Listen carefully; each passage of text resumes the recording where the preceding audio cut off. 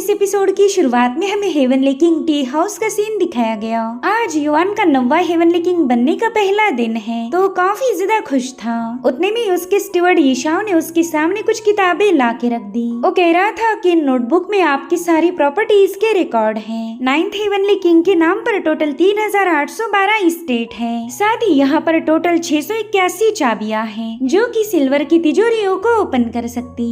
यानी कि 90 heavenly king के पास टोटल 681 तिजोरियां हैं। साथ ही 90 हेवनली किंग के पास टोटल 172 माइनिंग एरियाज हैं जहां से हाई लेवल वाले स्पिरिचुअल स्टोन्स को हासिल किया जा सकता। साथ ही हेवनली किंग का 326 मर्चेंट के साथ बिजनेस टाइप है और इसके अलावा भी कई सारी छोटी मोटी चीजें हैं। अगर उनके डिटेल्स बताने जाओ तो रात हो जाएगी। आपसे पहले यहाँ पर जो 9th हेवनली किंग थे उन्हें मरकर अब 100 साल पूरे हो गए और तभी से उनके सारे फाइनेंस को मैं ही मैनेज करता आया हूँ। उनकी जो भी इन्वेस्टमेंट है उसमें ढेर सारा इजाफा हुआ। बिजनेस में जो ग्रोथ हुई वो वाकई काफी ज्यादा रिमार्केबल थी।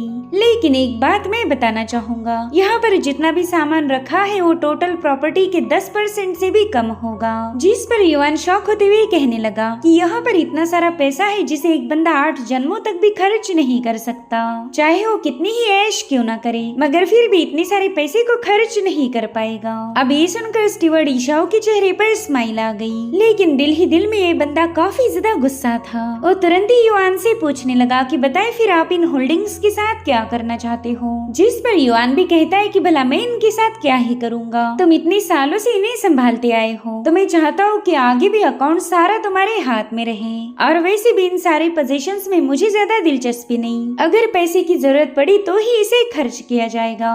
वैसे मैं चाहता हूँ कि तुम किसी और चीज के बारे में मुझे इन्फॉर्मेशन दो। और इतना कहते साथ ही युआन ने उसे अपना आर्मर वाला हाथ और शावी ने उसे स्पिरिट पर्ल दिखा दिया। युआन उससे पूछ रहा था कि बताओ क्या तुमने कभी ऐसे ट्रेजर्स देखे हैं। जिस पर ईशा अमेज होते हुए कहने लगा कि तुम दोनों बिल्कुल भी नॉर्मल लोग नहीं हो। अब ये सुनते साथ ही युआन कहता है शायद तुमने इन ट्रेजर्स को पहचान लिया। जिस पर ईशा कह रहा था कि एक बार मैंने एक सीक्रेट रैल में एंटर किया था और वहाँ पर मुझे कुछ ऐसे मैचिंग पीस नजर आए जो कि इस ट्रेजर के साथ पूरी तरह से मेल खाते हैं। और रही बात इस पर्ल की, तो मैंने इसके ढेर सारे फ्रेगमेंट्स को विटनेस किया जो कि अलग अलग कलेक्टर्स के पास मौजूद हैं। मेरे ख्याल से इसके 100 पीसेस तो जरूर होंगे।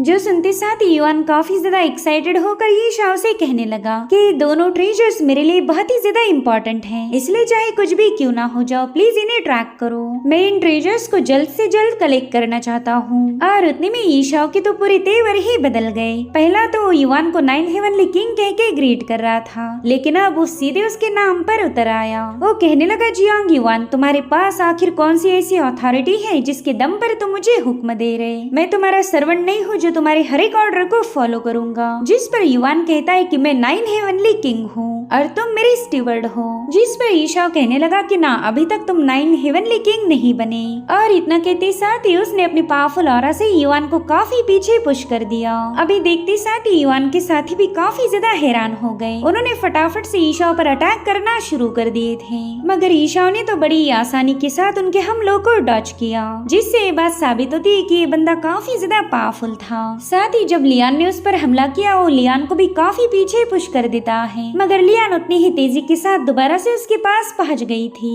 और अब वो अपनी ब्लेड से ईशा पर हमला कर पाई। इससे पहले युआन ने उसे रुकने का हुक्म दिया। वो दोबारा से हॉल में वापस आ चुका था और आते साथ ही ईशा को बताने लगा कि 7वें हेवनली किंग मियाओ होंग ने खुद मुझे अपॉइंट किया है। मैंने उनकी सो कॉल्ड 3 ट्रायल्स को भी पास किया था और उसके बाद ही मैंने 9th हेवनली किंग के टाइटल को गेन किया। तो क्या तुम वाकई मेरी अथॉरिटी को डिफाई करना चाहते हो। जिस पर ईशा कहने लगा कि हेवनली किंग काउंसिल ने भले ही तुम्हें 9 हेवनली किंग बनाया होगा, लेकिन मैं अभी भी तुम्हें एक हेवनली किंग के टाइटल से रिकॉग्नाइज नहीं करता। अगर मैं चाहूँ तो अभी तुम्हें मार सकता हूँ, क्योंकि मेरी नजरों में तुम कोई 9th हेवनली किंग नहीं बल्कि एक मामूली से इंसान हो। अब ये सुनकर युआन कहते हैं अच्छा, तो तुम मुझे मारने की भी प्लान बना रहे थे। मेरे ख्याल से मैं वो पहला बंदा नहीं हूँ जिसने 9th हेवनली किंग के टाइटल को क्लेम किया होगा। पहले भी कई सारे लोग आए और तुमने उन्हें मार दिया। शायद इसी वजह से 9th हेवनली किंग की पोजीशन 100 सालों से वैकेंट है। जिस पर ईशा कह रहा था कि हाँ बिल्कुल, तुमसे पहला जो 3 हेवनली किंग बने थे वो सब के सब मारे गए। मैं ईशा मेरे पहले 9 हेवनली किंग के साथ काफी ज्यादा वफादार हूँ, इसलिए कोई उनकी जगह ले ये मुझे जरा भी पसंद नहीं आता। सकता। चाहे तो तुम इसे मेरी जिद समझ लो, उनके अलावा कोई भी 9 हेवनली किंग की पोजीशन को नहीं संभालेगा। और जब तक मैं जिंदा हूँ तब तक 9 हेवनली किंग का काउंसिल भी मेरे रास्ते में टांग नहीं अड़ा सकता। उनके नियम गए भाड़ में, मैं तो यहाँ पर अपने मन की चलाऊंगा।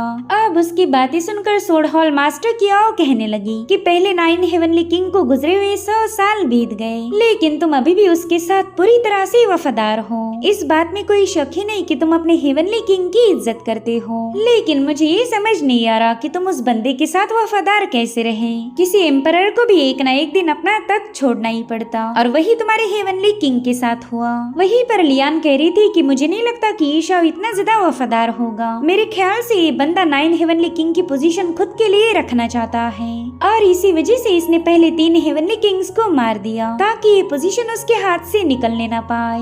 जिस पर ईशा कहने लगा कि मैं तो बस एक मामूली सा स्टीवर्ड हूँ, मेरा काम है 90 हेवनली किंग को सर्व करना, ना ही मुझे उनकी पोजीशन में दिलचस्पी है और ना ही उनके पोजीशंस में। ये सारी प्रॉपर्टी उन्हीं से बिलोंग करती है। हो सकता है कि तुम लोगों को मेरी बातों पर यकीन ना हो, लेकिन मैं खुद को अच्छे से जानता हूँ, और इसी वजह से मुझे तुम्हारे सामने अपनी वफादारी साबित करने की कोई जरूरत नहीं। दूसरे लोग क्या सोचते हैं इससे मुझे कोई फर्क नहीं पड़ता।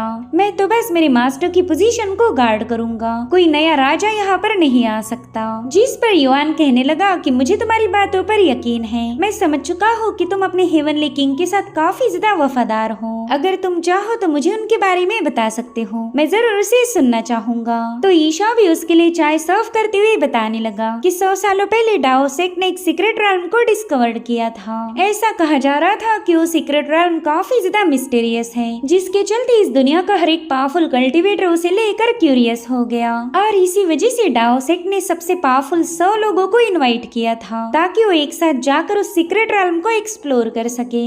उस वक्त मेरे मास्टर ने भी उस इनविटेशन को एक्सेप्ट किया, और वो भी उन पावरफुल कल्टीवेटर्स के साथ सीक्रेट रैल्म में दाखिल हो गए। मैं सीक्रेट रैल्म के दरवाजे के बाहर ही उनका इंतजार कर रहा था, लेकिन कई साल गुजरने के बावजूद भी मेरे मास्टर वापिस नहीं आए। सीक्रेट रैल्म भी कोलैप्स हो गई, लेकिन मेरे मास्टर का कोई ठिकाना नहीं मिला। लेकिन मैं इतना तो जानता था कि मेरे मास्टर काफी ज्यादा पावरफुल है, इतने आसानी से तो वो मर नहीं सकते। तो मैंने डाओसेक के हर एक बंदे से जानकारी हासिल करना शुरू की। उन्होंने मुझे बताया कि वो सीक्रेट रैल्म काफी ज्यादा भयानक थी, और मेरे मास्टर पूरी तरह से उसमें ट्रैप हो गए। उनके पास बाहर आने का कोई रास्ता मौजूद नहीं था। लोगों ने मुझे समझाया कि उस सीक्रेट रैल्म में कई सारे लोग मारे गए, और मेरे मास्टर भी उनमें शामिल है, इसीलिए अब मैंने उनका इंतजार नहीं करना चाहिए। लेकिन मेरे दिल में बस एक ही बात थी कि जब तक मुझे मेरे मास्टर की बॉडी नहीं मिलती तब तक मैं उनकी मौत की अफवाह पर भरोसा नहीं करूंगा। और इसी वजह से मैं आज भी इस बात को मानने के लिए तैयार नहीं हूँ कि मेरे मास्टर मर चुके। यही रीजन है कि इतने सालों से मैं उनकी पोजीशन को गार्ड कर रहा था। भले ही हेवनली किंग सोसाइटी ये पोजीशन किसी और को देना चाहती, लेकिन मैं ऐसा नहीं होने दूंगा। तब तक तो बिल्कुल नहीं, जब तक मुझे मेरे मास्टर की मौत का सबूत न मिल जाए। उसकी बातें सुनकर हॉलमास्टर कियाओ कहने लगी कि बंदा तो वाकई ऑनरेबल है, अपने मास्टर के लिए इतना डिवोशन काफी कम पाया जाता। वहीं पर ईशा बताने लगा कि 15 दिनों के बाद दोबारा से वो सीक्रेट रैल्म ओपन होने वाली है। अगर तुम उसमें दिलचस्प हो तो वाकई वहाँ पर जा सकते। अगर किस्मत ने तुम्हारा साथ दिया तो तुम्हें जरूर से मेरे मास्टर मिल जाएंगे। अगर वो जिंदा नहीं रहे तो उनके कपड़ों का एक टुकड़ा भी तुम वापिस ला सकते हो, और उतने में मैं मान लूंगा कि सीक्रेट रैल्म का तुम्हारा वो विजिट कामयाब रहा। मैं बस मेरे मास्टर के बारे में जानना चाहता हूँ। जिस पर युआन कह रहा था कि सीक्रेट रैल्म को बंद हुए 100 साल बीत गए, क्या पता इन 100 सालों में वहाँ पर क्या हुआ था। इस बात की कोई गारंटी नहीं कि वहाँ पर मुझे पहले हेवनली किंग के रिमेन्स मिलेंगे। जिस पर ईशा कहता है कि मैं तुम पर जबरदस्ती नहीं करने वाला, अगर तुम्हारा दिल हुआ तो वहाँ जाकर अपनी किस्मत को आजमा सकते हो, वरना ये सारा फॉर्चून किसी और हेवनली किंग को मिल जाएगा। जो भी हेवनली किंग मेरे मास्टर के बारे में इंफॉर्मेशन कलेक्ट करेगा, ये सारा फॉर्चून मैं उसे देने वाला हूँ। जिस पर युआन कह रहा था कि मेरे ख्याल से तुम ऑलरेडी सारे हेवनली किंग से बात कर चुके हो। जिस पर ईशा कहने लगा कि हाँ बिल्कुल, मैंने 100 सालों तक उस सीक्रेट रैल्म के ओपन होने का इंतजार किया ताकि मुझे मेरे मास्टर के बारे में कुछ पता चल जाए। और सच बताऊं तो बाकी के सारे हेवनली किंग इस ऑफर को एक्सेप्ट करने के लिए तैयार हो गए। वो लोग तो बस सीक्रेट रैल्म के ओपन होने का इंतजार कर रहे हैं, जो कि 15 दिनों में ओपन होगी। अब ये सारी बातें सुनकर युआन को काफी ज्यादा गुस्सा आया था।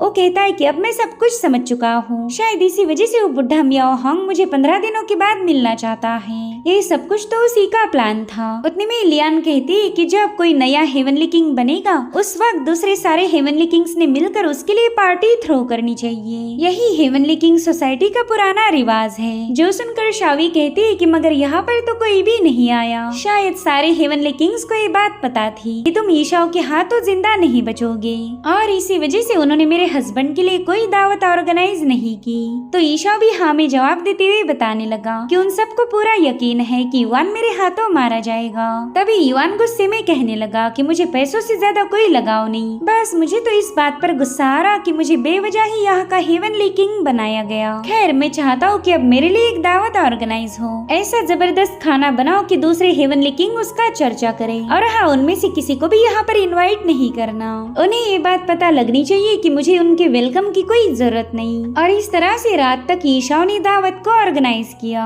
लियान कहने लगी कि ये भुने हुए विंग्स तो गॉड ट्रांसफॉर्मेशन रेल्म वाले फ्लेम फिनिक्स के हैं। ऐसे स्पेशल बीस्ट को दावत पर खाना ये तो वाकई एक लग्जरी है। ये परिंदा तो काफी ज्यादा महंगा होगा। वहीं पर हॉल मास्टर की और कहने लगी कि देखो ये 10,000 ईयर जिनसेंग का इम्पेरर ब्रॉथ है। इस सूप को बनाने के लिए 10,000 साल पुरानी जिनसेंग हर्ब का इस्तेमाल किया गया। ये तो वाकई काफी ज्यादा अमेजिंग है। वहीं पर युआन ईशाओ से कहने लगा कि फाइनेंशियल नॉलेज में तुम एक्सपर्ट तो हो ही, लेकिन तुम्हारी कुकिंग स्किल्स भी गजब की है। ऐसा डिलीशियस खाना तो मेरी बीवी भी नहीं पका सकती। जिस पर ईशाओ कह रहा था कि ये तो बस मामूली सी स्किल्स है, लेकिन फिर भी तुम इनकी तारीफें कर रहे। और इतना कहते साथ ही ईशाओ ने उसके सामने अपना हाथ आगे बढ़ाया। युआन कह रहा था क्या तुम्हें खाना चाहिए? जिस पर ईशाओ कह रहा था ना खाना नहीं, बल्कि मुझे तो आज की दावत का खर्चा चाहिए। इस लजीज खाने को बनाने के लिए मैंने 8 मिलियन स्पिरिचुअल स्टोन्स खर्च किए हैं। अब इतनी बड़ी रकम सुनने के बाद ही युआन का मुंह खुला के खुला रह गया। ईशा उससे कह रहा था कि सर्विस तो मैं तुम्हें फ्री दे रहा हूँ, अगर मैं चाहूँ तो उसके भी चार्जेस ऐड कर सकता। जिस पर युआन कहने लगा कि तुम्हारे पास इतनी सारी प्रॉपर्टी है मगर फिर भी तुम मामूली सी दावत से मेरे से पैसे ले रहे। कम से कम एक इंसान होने के नाते तो मुझ पर इतना बड़ा अत्याचार मत करो। जिस पर ईशा बताने लगा कि ये सारी प्रॉपर्टी प्रीवियस 9 हेवनली किंग से बिलोंग करती है, तो इसी वजह से मैं उस प्रॉपर्टी से एक कॉइन भी उठा नहीं सकता। मेरा तो उन पैसों पर जरा भी अधिकार नहीं। दरअसल मैंने अपनी सैलरी को जोड़ जोड़ कर एक पर्सनल होटल खोला और ये सारा खाना वहीं से आया है। अब तुम्हें भी पता होगा कि बिजनेस में कोई भाईचारा नहीं चलता, इसलिए बिल तो तुम्हें देना ही पड़ेगा। बेचारा युआन दिल ही दिल में सोच रहा था कि पता नहीं मैंने ऐसा कौन सा घोर पाप किया जो इतने ईमानदार बंदे से मेरा पाला पड़ गया। सब युआन तुरंत ही अपने दोस्तों से कहने लगा कि हम सब ने मिलकर इस खाने को एंजॉय किया है, इसलिए मैं चाहता हूँ कि हम सभी लोग आपस में बिल को बांट लेंगे। तो हॉलमास्टर किया उसे बताने लगी कि मेरे पास जितना भी पैसा था वो सारा मैंने तुम पर खर्च कर दिया, अब मेरे पास तो फूटी कौड़ी भी नहीं बची। तभी लियान बताने लगी कि मैं तो खुद केव में रहती हूँ, भला मेरे पास इतना पैसा कहाँ से आएगा। वहीं पर शावी कुछ कह पाई इससे पहले ही युआन बताने लगा कि ये बंदी तो सबसे ज्यादा कंजूस है, 1 रुपया भी खर्च नहीं करेगी। सब युआन ईशाओ से कहने लगा कि क्यों ना तुम इसे खाते में ऐड करो, जब भी मेरे पास पैसा आएगा मैं इस उधारी को चुका दूंगा। मगर ईशाओ ने तो वहाँ के दरवाजे बंद करना शुरू किए। वो कह रहा था कि मेरे बिजनेस में कोई उधारी नहीं चलती, चाहे कुछ भी क्यों ना हो जाए पेमेंट तो तुम्हें करनी ही पड़ेगी।